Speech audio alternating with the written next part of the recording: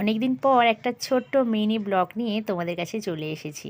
সকাল সকাল মুনিয়া কবিতার ক্লাস থেকে চলে এসেছে। তো ক্লাস থেকে এসে ওর খিদে পেয়ে গেছে। সকালে সেই একটু গিয়ে খেয়েছিল চা আর বিস্কুট। তো ও বলল কি যে একটু রুটি আছে, তো রুটি দিয়ে কিছু একটা বানিয়ে দাও। তো চটপট করে দেখো একটা ডিম বের করে নিয়েছি, আর ডিম দিয়ে কিন্তু একদম ফেটিয়ে ভালোভাবে ভেজে নিয়েছি। তার উপরে ওই রুটিটা উল্টে পাল্টে দিয়ে একদম ভাজা ভাজা করে নিয়েছি।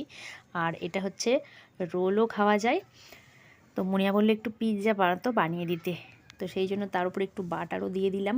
আর তারপরে এবার একটু শসা আর একটু টমেটো কেটে তার উপরে সুন্দরভাবে সস দিয়ে সাজিয়ে ওকে দিয়ে দিলাম। তো তারপরে দুপুরের তো রান্নাবান্নার আয়োজন করতেই হবে। তো দুপুরে রান্না কি করব? তো দুপুরে আজকে নিয়ে চলে এসেছি ছোটো ছোটো মাছ, আর এটা হচ্ছে গঙ্গার মৌরলা, গাং মৌরলা বলে। তো এই ছোটো ছোটো মাছ নিয়ে